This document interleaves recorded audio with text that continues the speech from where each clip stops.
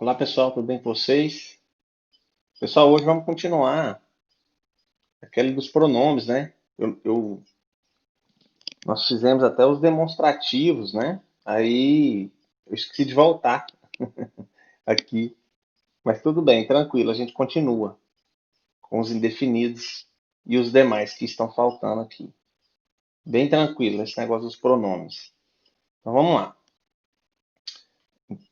Então vamos ver aqui, ó. Os pronomes indefinidos, pessoal, indefinite pronouns, eles funcionam igual no português, né? Porque eles vão substituir ou acompanhar um substantivo, né? Só que de modo impreciso ou indeterminado. Então a gente tem os indefinite pronouns e os indefinite adjectives, né? Que são, eles podem ter essa função de adjetivo, né? Entre a, é porque é tudo pronome. A função deles é de pronome. Mas eles podem ter essa função adjetiva ou substantiva, né? Dependendo da forma que foi que ele está na frase, né? Então vamos ver. Tell me something. Aí esse something, a gente não sabe o que, que é, então é indefinido. E ele está substituindo um nome, né? Nesse caso aqui a gente não sabe o que. Justamente por isso que ele é indefinido. None of them is mine. Nenhum deles é meu. Aí nesse caso aqui, ele é indefinido porque a gente não sabe do que está falando.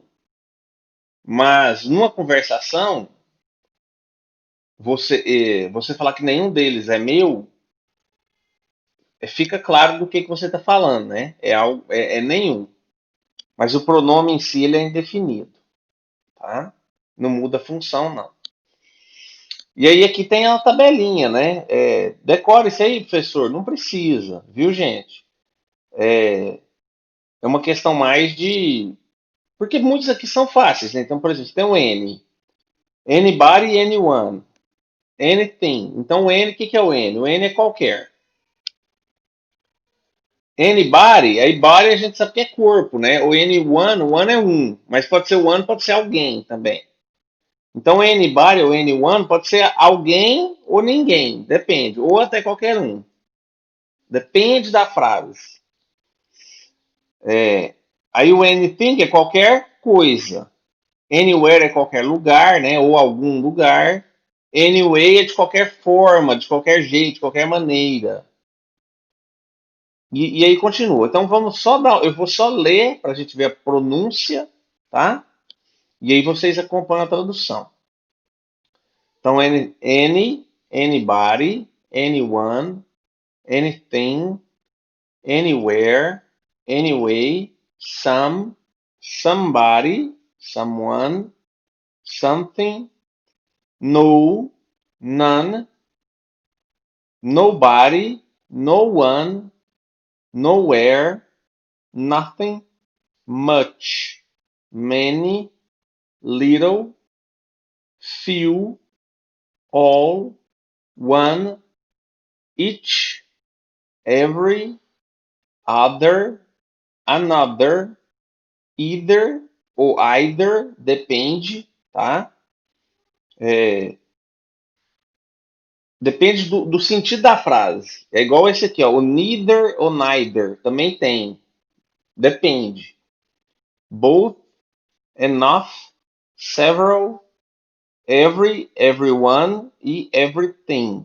Aí vocês veem que alguns aqui são iguais. Por exemplo, few e little é pouco e pouco, né?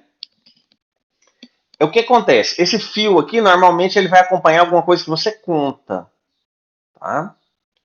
Então, eu tenho poucas maçãs, por exemplo. Esse little, ele vai acompanhar algo que é pouco, mas no sentido de... Porque o little ele usa para tamanho, né? Como adjetivo. E aqui ele está como pronome indefinido, tá vendo? Ele também dá essa ideia de pouco, no caso. Tá? Pode ter. Como se fosse substituindo o fio. Mas ele vai se referir a coisas que a gente não conta. Então, por exemplo, informação. I have little information about that. Por exemplo, tá? Eu tenho pouca informação sobre isso. E o few seria I have few apples, por exemplo. Ou just a few apples. Então, aqui também o much e o many a gente já fez, né? O much, porque o que a gente não conta, ele vira o, não é o little, né? Ele vira o, esqueci agora. O much, então é para dinheiro, né? Coisa que a gente não conta. I have much money, muito ou muita, né? Muito dinheiro. E many é para coisas que a gente conta. Pode ser o little para coisas que não conta e o few para coisas que a gente consegue contar, né? Pode ser, tanto que ele não está no plural aqui, né? É, o resto aqui, então, por exemplo, esses que são alguns, né? Alguém. Então a gente tem que ficar de olho, mas parece complicado, mas na hora da frase você vê que não é tanto. Porque o sentido da frase ajuda, viu, gente? E é aquele negócio que eu sempre falo da tradução, né? A gente faz a tradução porque a gente precisa traduzir para o português, caso a gente precisasse mesmo. Né? Para fins didáticos a gente traduz. Mas quando você estiver falando a língua, você não precisa traduzir. É estranho a gente pensar nisso. Mas é o que acontece. Porque quando você aprender o idioma, você não faz esse exercício, entendeu? Mental. Quando você está aprendendo, às vezes você até faz falar e não faz, né? Na verdade. Quando você está falando, você não traduz. Quando você está passando aquilo, você não traduz. E quando você escuta, você simplesmente entende. Você não traduz para entender. Entende o que eu estou querendo dizer? Então, da mesma forma, para a gente ter um bom entendimento aqui dessas coisas, é bom a gente pensar mais nas palavras em inglês e menos na tradução, viu?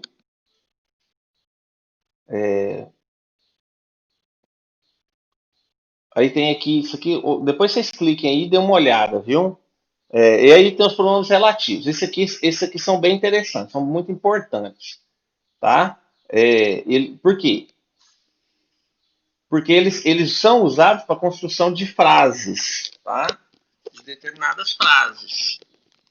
Então, o que acontece? Dependendo do pronome, ele pode mudar o sentido da frase. Ou melhor, dependendo do que você quer dizer na frase, aí você tem que usar um determinado pronome. Essa que é a questão, essa que é a diferença. Então, por exemplo, no caso do who aqui, ó, a gente vai usar o who para quando a gente quiser fazer uma pergunta de quem, né? Então, é, de quem é esse carro? Não, aí é diferente também. Esse who aqui, ele é o quem. Então, por exemplo, é, who, who are you? Né? Quem é você? Ele é nesse sentido, tá? Olha aqui, ó. It's an old man who lives here. É um idoso que vive aqui, né? A gente não traduz esse quem dessa forma, né? Aí tem o whose, né? O whose, ela colocou como cujos aqui, né? Mas essa que eu fiz, que eu falei que não era, né? De quem é esse carro? Aí você usa esse aqui, ó. Whose is this car? Né? Porque o cujo ele indica posse mesmo, né, gente? Então, o whose aqui, ó, whose is this car, a gente não traduz para cujo, mas ele dá essa ideia de quem é esse carro, tá? Então, deixa eu só colocar aqui no nosso quadro branco para vocês terem visualizarem melhor. Então, ó, por exemplo, eu tenho who are you? Aí, isso aqui quer dizer quem é você. Aí eu tenho, por exemplo, eu quero saber de quem é esse carro. Aí eu pergunto, whose is this car? Aí isso aqui quer dizer de quem é esse carro, tá? Mas o whose, você viu que ela colocou lá como cujo, né? Por quê, gente? Porque o cujo, ele indica posse, né? Mas é o que acontece? É o que eu acabei de falar da tradução. Nem sempre a palavra vai traduzir porque ela é ao pé da letra, tá? Which, esse aqui é quando você tem opção, tá? É um que quando você tem opção. Então, por exemplo, vamos lá, no quadro branco de novo. Which of these do you prefer? Qual desses você prefere? Ou então, às vezes, a pessoa está conversando, está num diálogo, né? Aí ela, por exemplo, ela fala de alguma coisa. Por exemplo, assim, my car is parked there, né? Aí, o que acontece? A pessoa vai perguntar, por exemplo, assim, alguma coisa no sentido assim, te perguntar qual que é o seu carro, né? Ela vai perguntar alguma coisa, ela pode responder, por exemplo, assim, ó, really? Which one?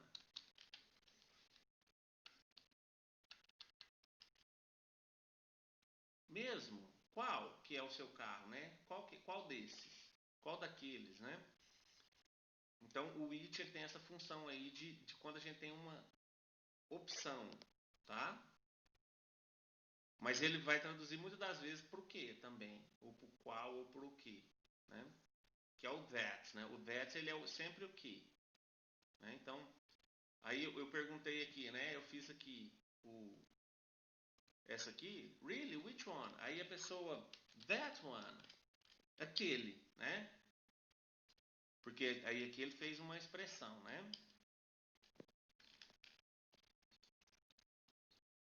Ela está apontando. Mas vamos fazendo aqui. Aí tem where, esse é simples, esse sempre vai ser onde, ou aonde, no qual, tá vendo? Ele tem a ver com lugar. Sempre vai ter a ver com lugar, viu, gente? Esse where. E o when sempre vai ter a ver com o tempo, que é quando, tá? Sempre vai ter. Aí você vê que ela coloca no qual, porque às vezes dá certo na tradução, né? Mas ele sempre vai dar a ideia de tempo. Ele tem a ver com o tempo, o where tem a ver com lugar. O that é o que, né? Tranquilo. E o what é quando é pergunta. Viu? Aí eu quero fazer uma pergunta, aí eu pergunto what. Então, what are you doing? Tá? Inclusive aqui nesse assunto, eu não sei se eu já falei para vocês, mas quando a gente pergunta, a gente tem o why, né? Que é o porquê, e a gente tem o because, que traduz porquê também. Só que o why, ele é para interrogações, ele é para pergunta, usa-se na pergunta, e o because é na resposta, tá, gente? Usa-se na resposta, tá? Tranquilo isso aí, né? Eu acho que eu já tinha falado para vocês isso, agora lembrando bem. Aí tem o who e o whom aqui, ó, de repente é até bom a gente dar uma olhada. Eu acho que é um pouquinho extenso aqui, mas vai dar pra gente ter uma ideia. Porque o who, eles têm grafia, mas o uso é bem diferente. O significado do who é o que, né? O quem, né? Aí, he's the man who saved the kid. Ele é o homem que salvou a criança. Mas por que aquele é que? Porque ou melhor, né? Ele traduziu como que. Mas por que aquele é who?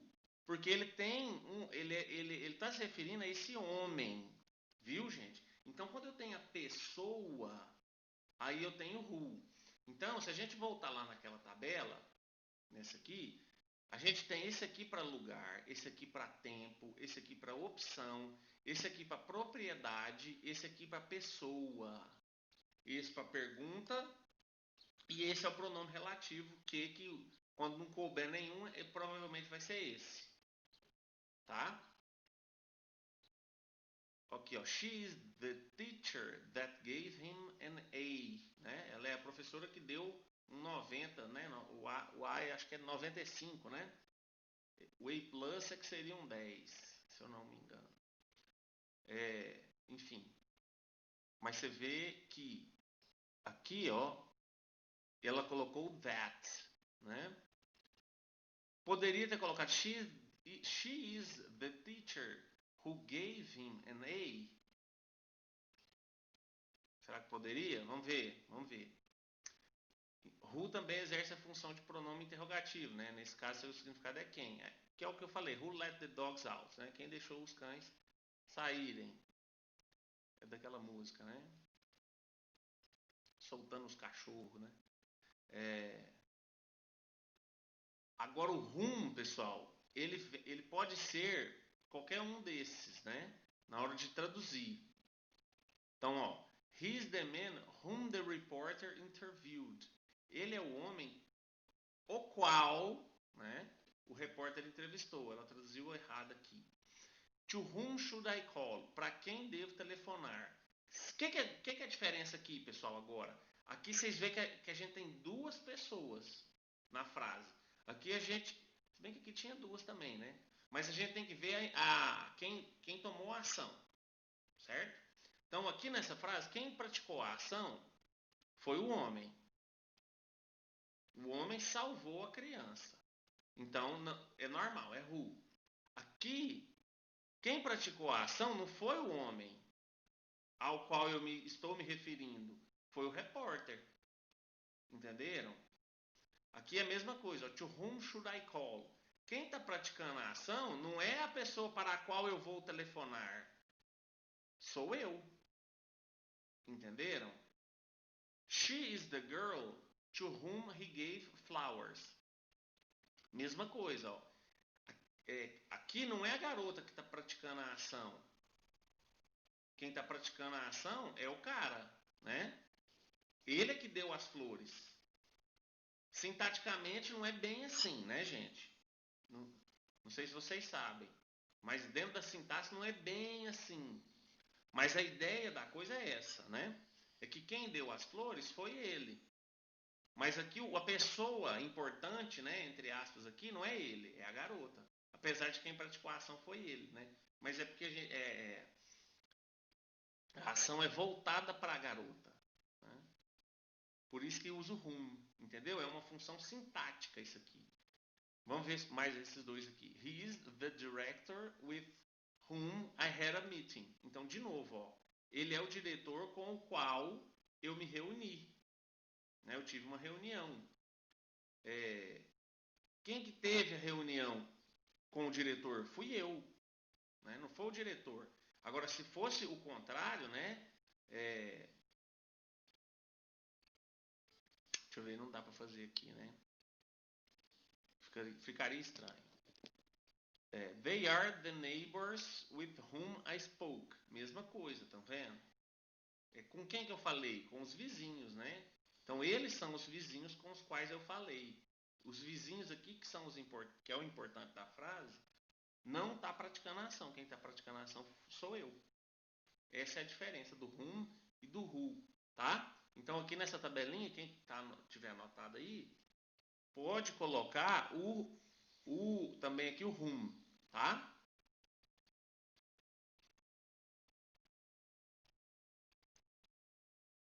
Aí aqui a gente tem os pronomes interrogativos, né? E aí vocês vão ver que muitos repetem, tá vendo? Qual que é a diferença? É que eles vão ser usados na pergunta, na interrogativa, tá? Então o who vai perguntar quem, né?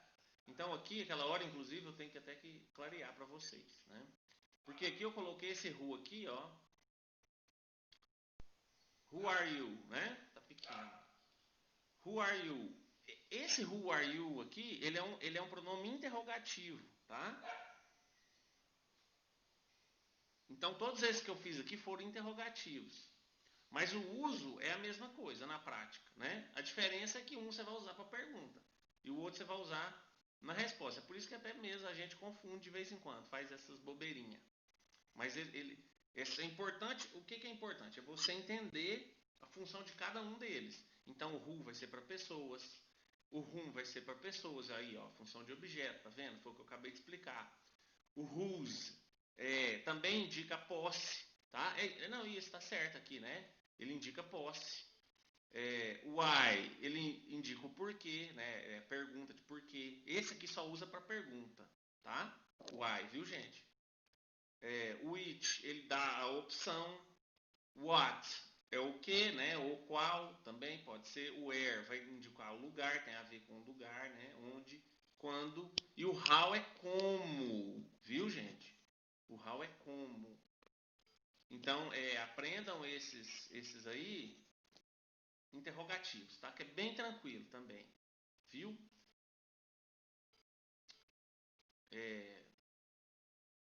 Acredito que é só, né? Deixa eu ver aqui. Tem um vídeo, se vocês quiserem assistir, tá? Recomendo assistir. Se quiserem fazer esses exercícios aqui extra, também podem fazer, tá?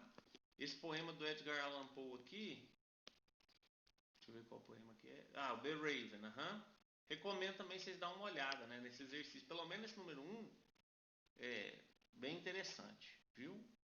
E quem tiver mais curiosidade ainda de ler esse poema do Edgar Allan Poe aqui, The Raven, tem ele em inglês, do Edgar Allan Poe, e o Machado de Assis, que era contemporâneo dele, né, fez uma tradução não literal, né, do poema. O que a gente chama de como se fosse uma releitura, né?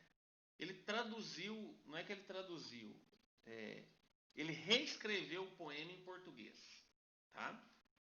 É quase a mesma ideia, os dois poemas. Ele não é outra coisa, ele não é uma paródia ou uma paráfrase, não. É quase a mesma ideia. Só porque porque você tem que fazer rima, né? Dentro do poema você tem que ter rimas. E aí, se você for traduzir ao pé da letra, não vai dar rima. Então, ele teve que reescrever o poema, né? É bom, é interessante. Eu até recomendo dar uma olhada, se vocês quiserem depois. Certo? Então, por hoje a gente encerra. Até a próxima aula. Tchau, tchau. Bons estudos para vocês.